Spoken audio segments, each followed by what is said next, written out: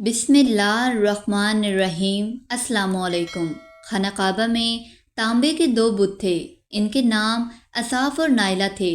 طواف کرتے وقت مشرک برکت حاصل کرنے کے لیے ان کو چھوا کرتے تھے۔ حضرت زید بن حارث رضی اللہ تعالیٰ عنہ فرماتے ہیں، ایک مرتبہ آپ صلی اللہ علیہ وآلہ وسلم بیت اللہ کا طواف کر رہے تھے، میں بھی آپ کے ساتھ تھا۔ جب میں طواف کے دوران ان بتوں کے پاس سے گزرا تو میں نے بھی ان کو چھوا۔ نبی پاک صلی اللہ علیہ وآلہ وسلم نے فوراً فرمایا، ان کو ہاتھ مت لگاؤ۔ اس کے بعد ہم طواف کرتے رہے۔ میں نے سوچا ایک بار پھر بتوں کو چھونے کی کوشش کروں گا تاکہ پتہ تو چلے ان کو چھونے سے کیا ہوتا ہے اور آپ نے کس لیے مجھے روکا ہے۔ چنانچہ میں نے ان کو پھر چھو لیا۔ تب آپ صلی اللہ علیہ وآلہ وسلم نے سخت لہجے میں فرمایا، کیا میں نے تمہیں ان کو چھونے سے منع نہیں کیا تھا؟ اور میں قسم کھا کر کہتا ہوں، نبی پاک صلی اللہ علیہ وآلہ وسلم نے کبھی بھی کسی بت کو نہیں چھوا، یہاں تک کہ اللہ نے آپ کو نبوت عطا فرما دی اور آپ پر وحی نازل ہونے لگی۔ اسی طرح اللہ تعالیٰ حرام چیزوں سے بھی آپ کی حفاظت فرماتے تھے۔ مشرک بتوں کے نام پر جانور قربان کرتے تھے، پھر یہ گوشت تقسیم کر دیا جاتا تھا یا پکا کر کھلا دیا جاتا تھا، لیکن آپ نے کبھی بھی ایسا گوشت نہ کھایا۔ خود آپ نے ایک بار ارشاد فرمایا، میں نے کبھی کوئی ایسی چیز نہیں چکھی جو بتوں کے نام پر ذبح کی گئی ہو، یہاں تک کہ اللہ تعالیٰ نے مجھے نبوت عطا کر دی۔ اسی طرح آپ سے پوچھا گیا کہ آپ نے بچپن میں کبھی بت پرستی کی؟ آپ صلی اللہ علیہ وآلہ وسلم نے ارشاد فرمایا، نہیں۔ آپ سے پھر پوچھا گیا، آپ نے کبھی شراب پی؟ جواب میں ارشاد فرمایا، نہیں، حالانکہ اس وقت مجھے معلوم نہیں تھا کہ کتاب اللہ کی ہے اور ایمان کی تفصیل کیا ہے۔ آپ صلی اللہ علیہ وآلہ وسلم کے علاوہ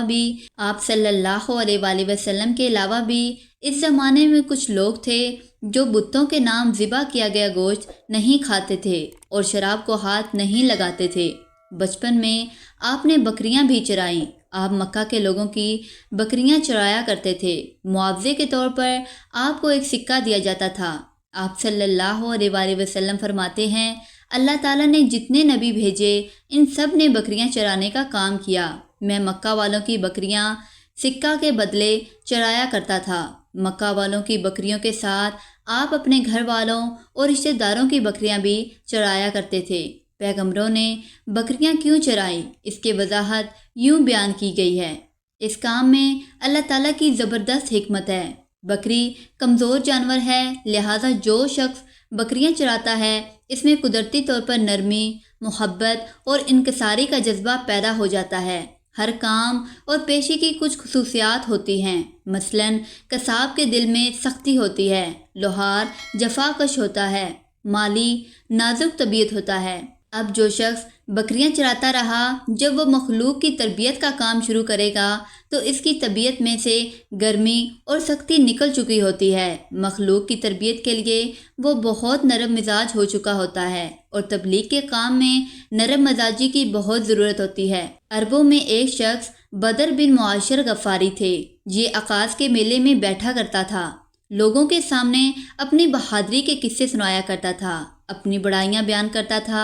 ایک دن اس نے پیر پھیلا کر اور گردن اکڑا کر کہا، میں عربوں میں سب سے زیادہ عزت دار ہوں، اور اگر کوئی خیال کرتا ہے کہ وہ زیادہ عزت والا ہے تو تلوار کے زور پر یہ بات ثابت کر دکھائے۔ اس کے یہ بڑے بول سن کر ایک شخص کو غصہ آ گیا۔ وہ اچانک اس پر جھپٹا اور اس کے گھٹنے پر تلوار دے ماری۔ اس کا گھٹنا کٹ گیا۔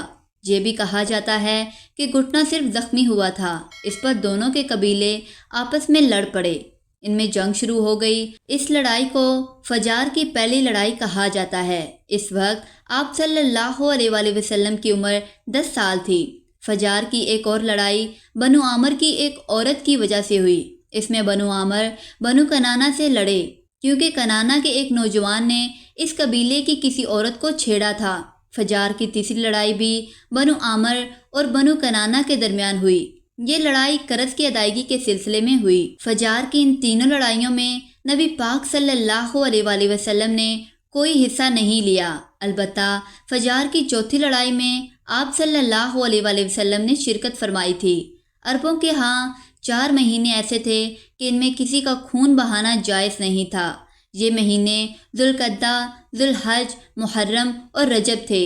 یہ لڑائیاں چونکہ حرمت کے ان مہینوں میں ہوئی، اس لیے ان کا نام فجار کی لڑائیاں رکھا گیا۔ فجار کا معنی ہے گناہ، یعنی یہ لڑائیاں ان کا گناہ تھی۔ چونکہ لڑائی جس میں نبی کریم صلی اللہ علیہ وآلہ وسلم نے بھی حصہ لیا، اس کا نام فجار براز ہے۔ یہ لڑائی اس طرح شروع ہوئی۔ قبیلہ بنو کنانہ کے ایک براز نامی ایک شخص نے ایک آدمی اروا کو قتل کر دیا۔ اروا کا تعلق قبیلہ حوازن سے تھا۔ یہ واقعہ حرمت والے مہینے میں پیش آیا۔ براز اور اروا کے خاندان کے لوگ یعنی بنو کنانہ اور حوازن اس وقت عکاظ کے میلے میں تھے۔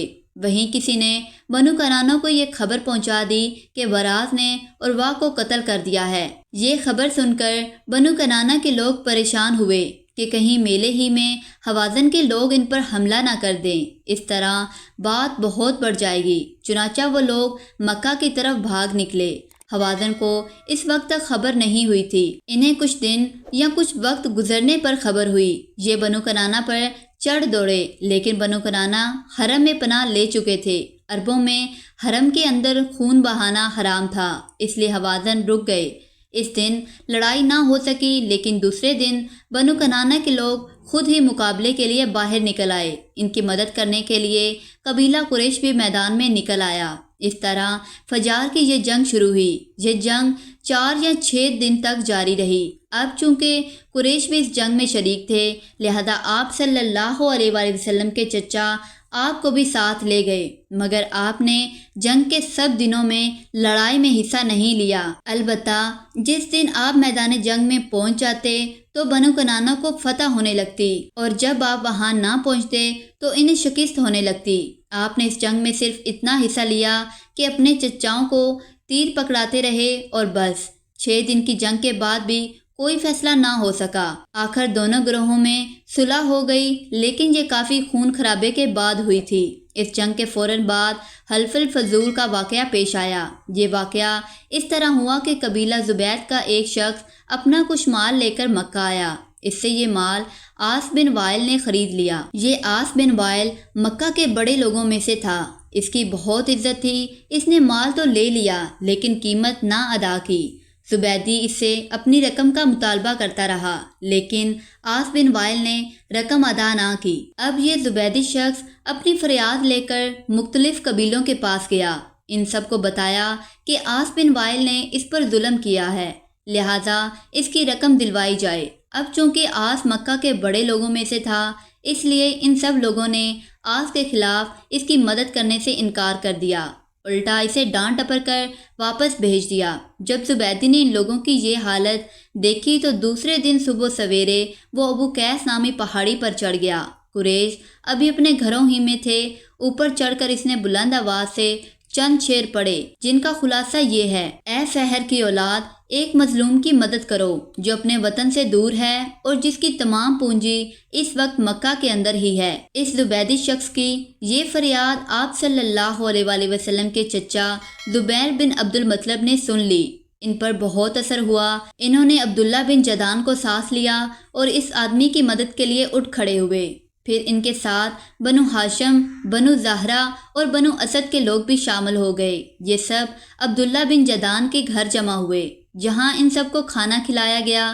اس کے بعد ان سب سے خدا کے نام پر حلف لیا گیا۔ حلف کے الفاظ یہ تھے: ہم ہمیشہ مظلوم کا ساتھ دیتے رہیں گے اور اس کا حق اسے دلاتے رہیں گے۔ اس حلف کا نام حلف الفضول رکھا گیا۔ اس عہد اور حلف کے موقع پر اللہ کے رسول صلی اللہ علیہ وآلہ وسلم بھی قریش کے ساتھ موجود تھے۔ اگر آپ کو سیرت النبی کے پارٹس شروع سے دیکھنے ہیں تو آپ میرے چینل پر جا کر دیکھ سکتے ہیں۔ ویڈیو اچھی لگی ہو تو لائک کر دیں اور دوسروں کے ساتھ شیئر بھی کر دیں۔ ملتے ہیں اس کے اگلے پارٹ میں، تب تک کے لیے اللہ